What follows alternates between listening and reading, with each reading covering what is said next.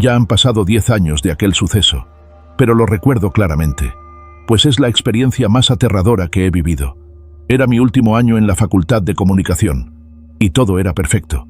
Fotografía y edición era mi materia favorita, y aunque demandaba mucho de mi tiempo, me encantaba estar viviendo mi sueño de niño: ser reportero. Los proyectos finales se acercaban, y uno de los que más me emocionaba era el de esa materia, pues debíamos poner en práctica todo lo que habíamos aprendido durante el semestre. Sinceramente, era muy bueno en eso. Siempre tenía las mejores notas, pero esta vez no sabía sobre qué hacer mi proyecto. El proyecto era en equipos, y teníamos que hacer un documental en video acerca de algún tema interesante, y principalmente captar la esencia de algún lugar, que debía tener mucha historia que contar. Mis amigos y yo habíamos pensado en un ex-museo. Iba a ser increíble retratar cada detalle, pero el encargado nos dijo a última hora que nuestra propuesta había sido desacatada, así que teníamos que encontrar otro lugar. Al llegar al departamento le conté a mi novia sobre aquel inconveniente. Ella se quedó pensando un rato y después me comentó que le habían contado sobre un hospital psiquiátrico abandonado en las afueras de la ciudad, que tenía una gran historia, puesto que había sido el más popular en los 70.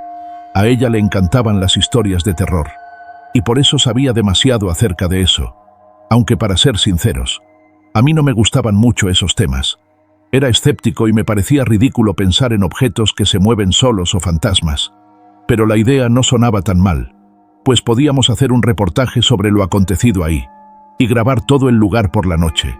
Seríamos la sensación, pues dudaba que alguien más hiciera algo así. Hice la propuesta a mis amigos y ellos aceptaron, pero de nuevo debíamos pedir permiso. Mi novia me pidió ir con nosotros, ya que le emocionaba mucho conocer el lugar. Acepté con gusto, e incluso le dije que podía estar en la grabación con nosotros, si es que aceptaban darnos permiso, y así vivir la experiencia junto conmigo. Decidimos ir al día siguiente saliendo de la universidad.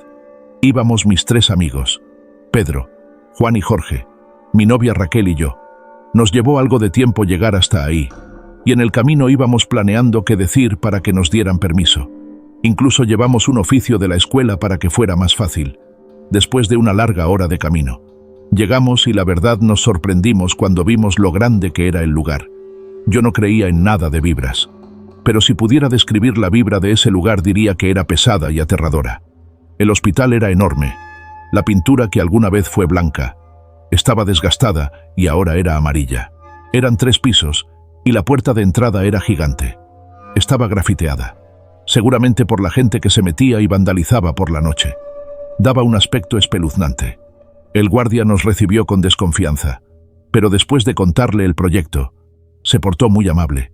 Aceptó que entráramos y grabáramos, siempre y cuando no hiciéramos ningún daño a la propiedad.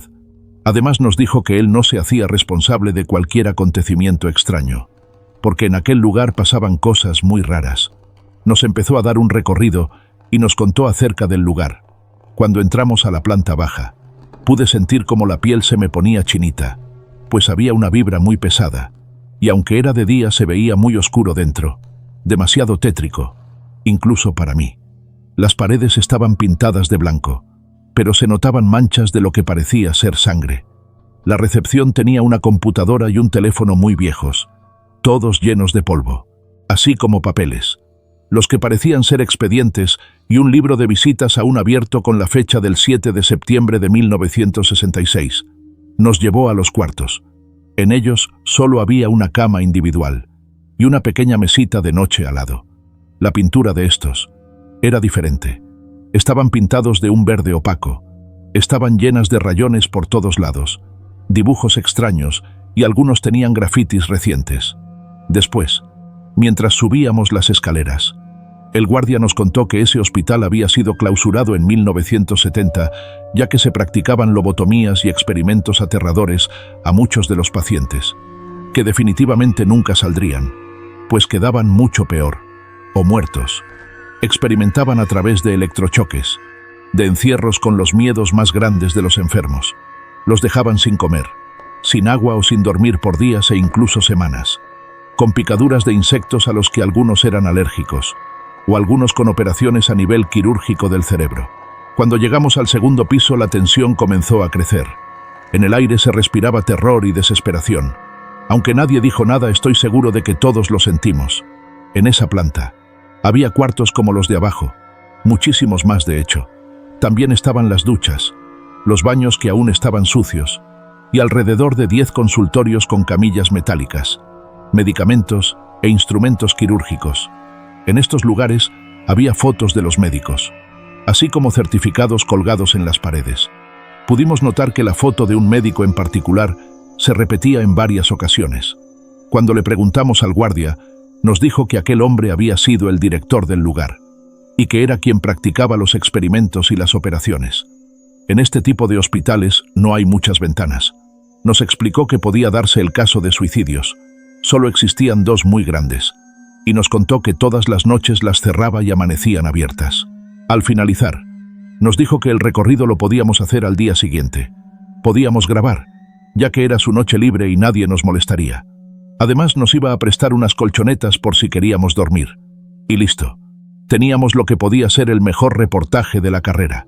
Una experiencia increíble y aterradora. De regreso todos estábamos muy emocionados. Nos organizamos con lo que llevaríamos, cámaras que instalaríamos en el lugar, micrófonos y por supuesto comida. Al siguiente día, Raquel me ayudaba a preparar lo necesario. Se nos había hecho algo tarde, pues habíamos ido al cine y a comer algo. Así que íbamos con prisa. Mis amigos llegaron por nosotros y nos fuimos. Íbamos muy felices, porque ese sería el pase a no hacer el servicio social, y buenas notas en nuestra materia favorita.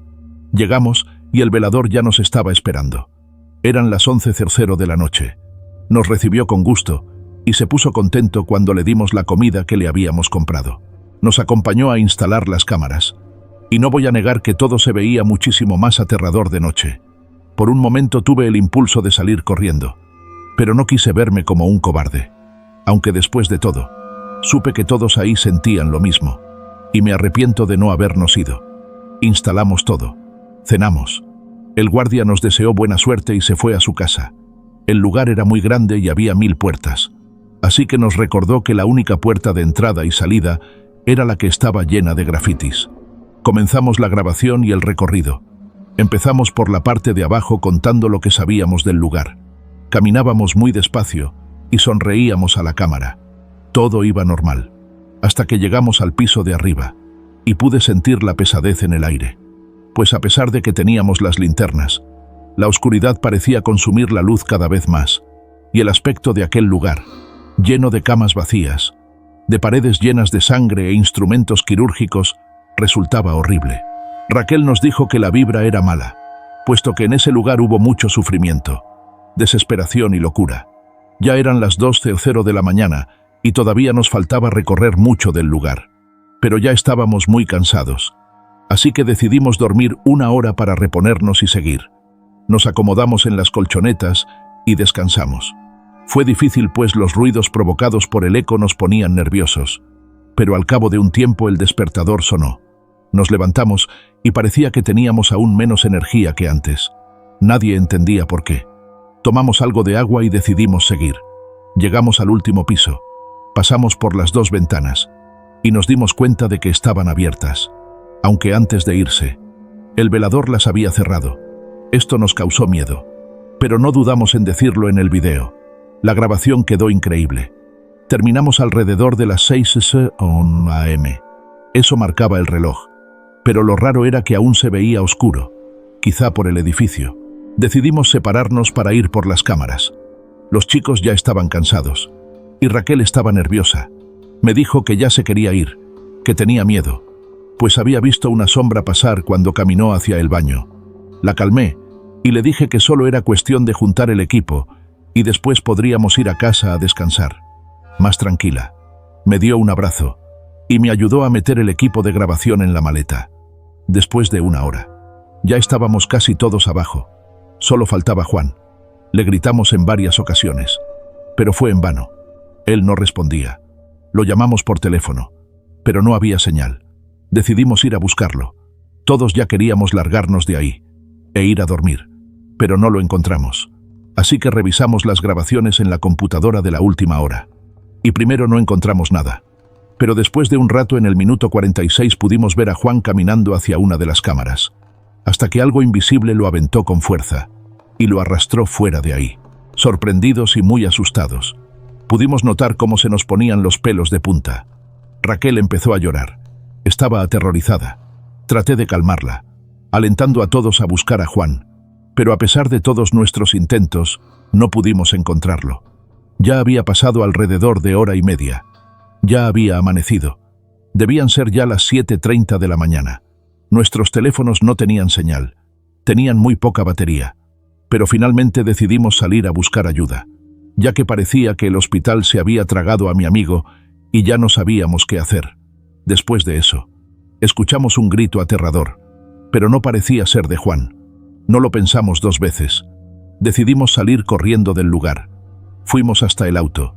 Nuestros corazones latían como nunca, y nos marchamos sin siquiera mirar hacia atrás. Después de ese horrible acontecimiento, algo cambió en nosotros, pues nos culpamos mucho de lo que le pudo haber pasado a Juan. Nadie nos cree lo que sucedió aquella noche, y la grabación que teníamos extrañamente se perdió. La policía ya abrió una investigación sobre la desaparición de Juan, y los principales sospechosos somos nosotros.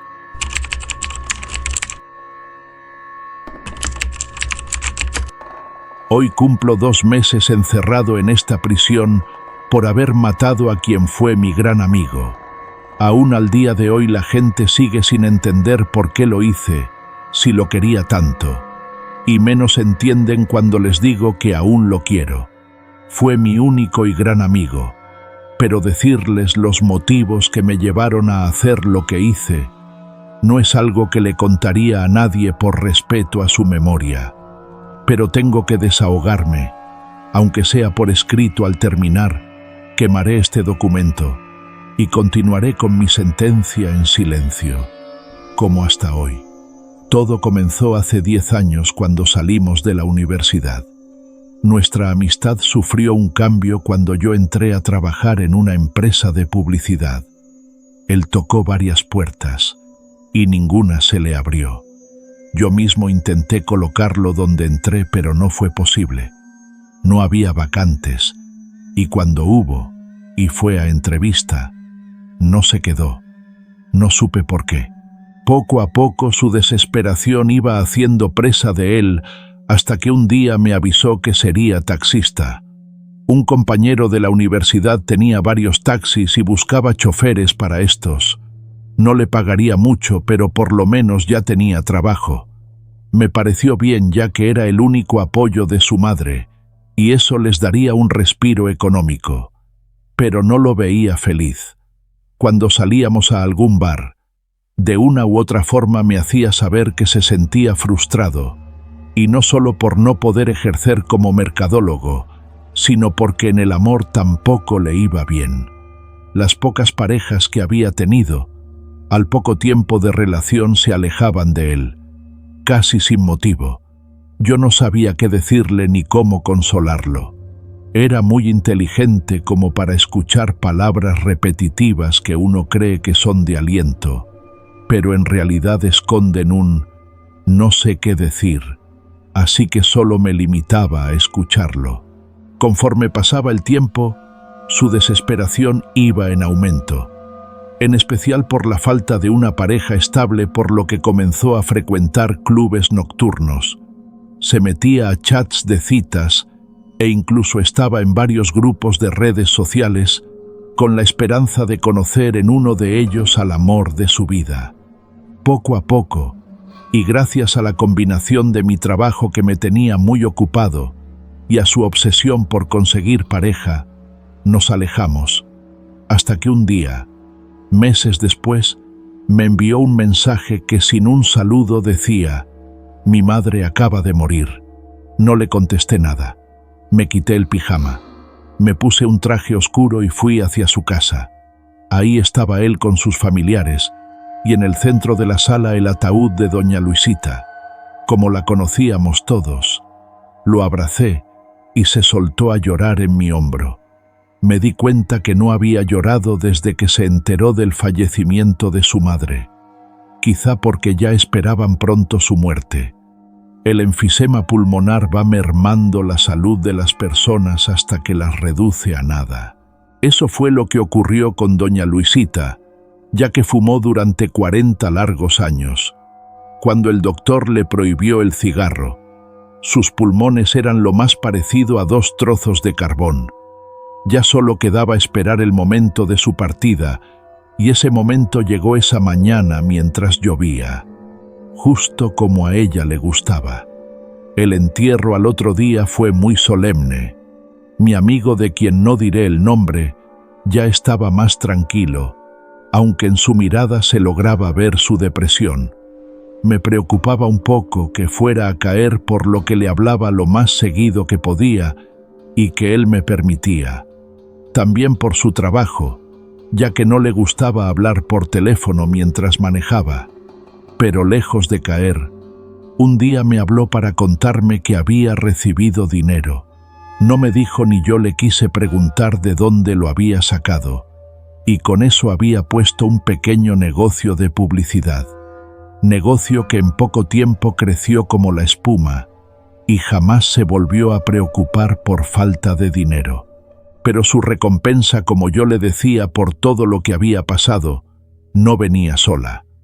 Cerca de donde tenía su oficina, conoció a una mujer hermosa con quien al año de noviazgo se casó, y 10 meses después tuvieron a Fanny, una hermosa niña, que cada vez se parecía más a su madre, con esos ojos negros y labios rojos, simulando el mejor labial color carmín.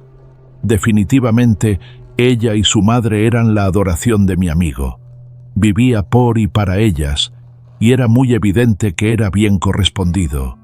Mi amigo era feliz, y yo lo era con él también, aunque algo había cambiado en él, pero no lograba identificar bien qué era. Además que su mirada a veces era un tanto dispersa. Algo había en él que no sabía qué era, pero no me gustaba nada, aunque por prudencia nunca se lo dije.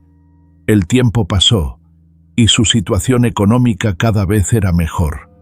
Cuando salíamos no dejaba que yo pagara nada. Había cambiado de auto no sé cuántas veces.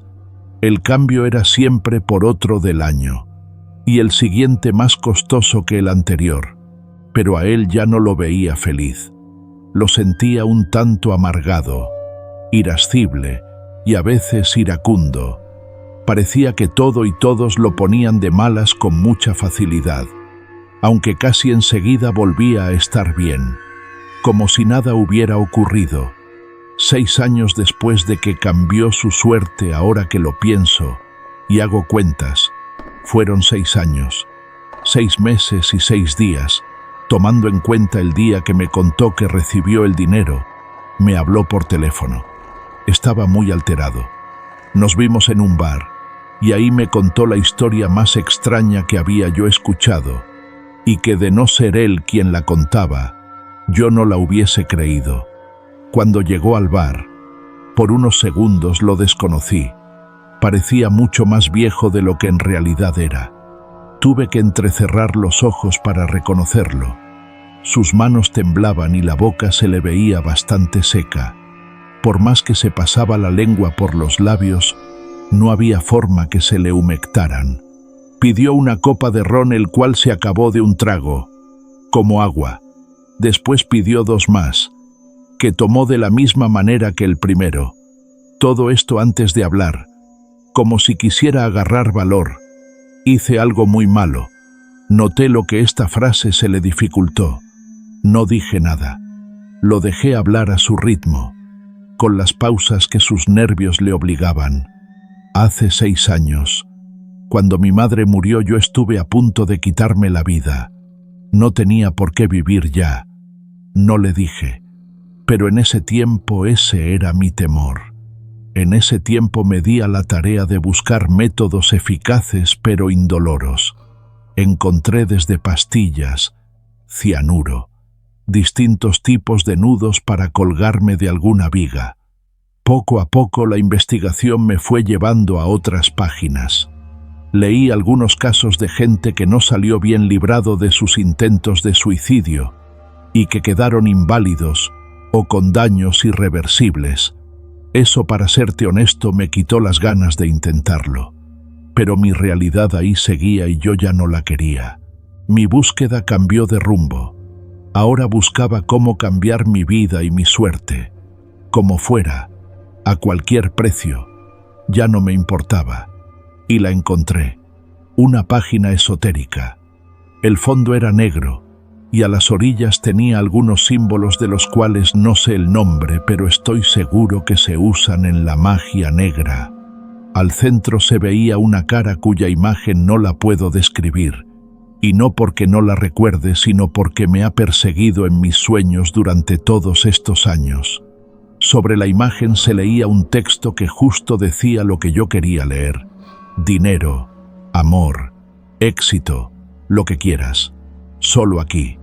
Da clic en el siguiente botón y no volverás a padecer ninguna carencia. Y lo hiciste. Lo mío no era ninguna pregunta, sino la confirmación de lo que suponía. Sí, lo hice, y en realidad no fue tan tétrico como yo pensé. Se abrió un documento el cual leí con mucho detenimiento. Era un acuerdo donde las primeras 5 páginas se referían a las ventajas de participar en él.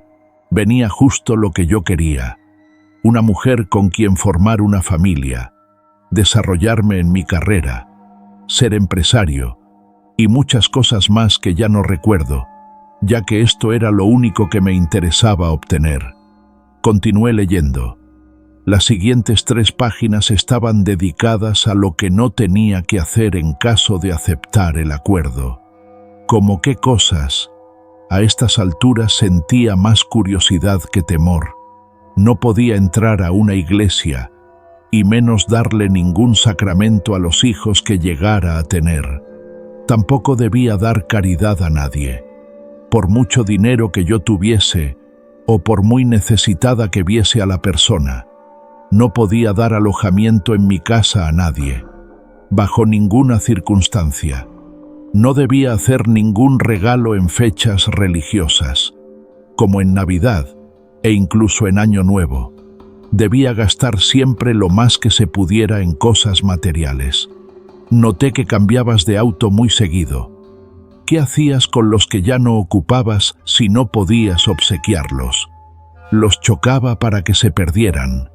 Entonces, a cambio de todo eso, fue como obtuviste todo lo que tienes ahora. Ojalá así hubiera sido, pero no.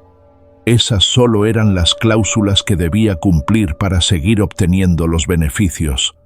Lo que me pidió a cambio fue algo terrible. No pude articular la pregunta. Supongo que a esas alturas ya no la quería saber, pero era algo que no se iba a guardar. No después de haber llegado hasta este punto. Tuve que hacer un ritual con mi sangre y la de un gato negro. Es algo que no quisiera volver a vivir. La habitación. El sótano de mi casa era muy oscura. Jamás la había visto así. Iluminada tan solo por velas negras y en medio un pentagrama. Mientras decía las palabras que con mucho trabajo lograba leer de una hoja blanca, comencé a escuchar ruidos, como murmullos. A veces los escuchaba como saliendo del piso, y en ocasiones los oía muy cerca de mí, como si estuvieran en mi nuca. Por momentos me pareció escuchar como una respiración. Estaba aterrado, pero ya no podía parar. Me llegaban los recuerdos de mi pobreza, y eran como un motor que me hacían no claudicar. Los murmullos se fueron transformando en algo parecido a rezos. Fue muy difícil sacarle la sangre al gato. Como si supiera lo que estaba ocurriendo, se movía desesperadamente. 2 veces me mordió y me enterró sus filosas garras para escapar, no sé si de mis manos o de ese ambiente. Por fin lo logré. Su sangre y la mía se fundieron en una sola. En ese momento sentí como varias manos me recorrían el cuerpo. El olor era nauseabundo. Quería vomitar, pero no pude. Frente a mí se prendió el pentagrama como si le hubiese puesto alcohol y un cerillo encendido. Estoy seguro que dentro de la flama vi el mismo rostro que estaba en la pantalla días antes. solo que este rostro sonreía, con una sonrisa tétrica, espantosa. Yo solo quería que todo eso terminara. No me di cuenta en qué momento ni para dónde se fue el gato. Jamás lo volví a ver. La parte más difícil, o por lo menos la que yo creía más difícil, ya la había pasado. Pero el contrato decía que yo debía hacer algo más al cumplir 6 años, 6 meses y 6 días. Todo como agradecimiento por lo que recibiría. El papel no decía qué era esto que debía hacer, ni yo quería saberlo. Al poco tiempo conocí a mi esposa y nos enamoramos. Fue amor a primera vista. Después vino Fanny, quien es, como sabes, la luz de mi vida. Mi vida transcurrió bien, cada vez con más propiedades, más dinero. Mi empresa cada vez crece más. Las mujeres me buscan, se me insinúan, pero no me interesa. Amo a mi esposa y no pienso engañarla con alguien a quien tal vez solo le interesa mi dinero. ¿Cómo le has hecho con las prohibiciones con tu mujer? No fue difícil. Le hablé de una religión poco conocida que me prohibía todo lo que ya te conté. No entiendo cuál es el problema entonces. Todo parece salirte bien. Todo iba bien hasta hace unas semanas. Mi esposa y mi hija se fueron a casa de mis suegros. Yo no fui con ellas por la carga de trabajo que tenía. Así que esa tarde, al salir del trabajo, llegué a casa. Puse la televisión y me quedé dormido. Me despertaron unas voces en la sala de la casa. Vi la hora. Era medianoche y ni mi mujer ni mi hija habían llegado. Por un momento llegué a pensar que eran ladrones y salí con precaución de mi habitación, con un bate de béisbol en la mano. Pero todo estaba oscuro. No había nadie. Por un momento las voces cesaron, pero de repente estas volvieron más fuertes, haciéndome brincar.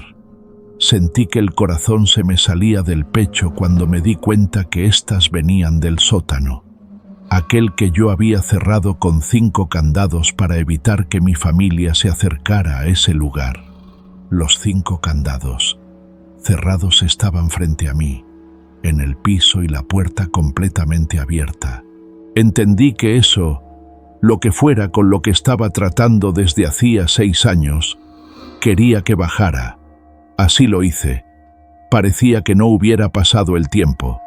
Todo seguía igual, incluso el olor nauseabundo. Lo único que faltaba en la escena era el gato. No supe qué hacer. No sabía qué hacía en ese lugar. Pensando que había entendido mal, caminé hacia las escaleras para salir, pero un portazo me detuvo con brusquedad. Volví a sentir el miedo de hacía 6 años, en especial cuando el pentagrama comenzó a arder de nuevo y la cara volvió a emerger de las llamas. Pero esta vez no estaba sonriente. Tenía una seriedad o molestia. No lo sabría decir. Esta vez comenzó a hablar con una voz espantosamente tétrica. No parecía de este mundo ni a nada que yo hubiera escuchado antes.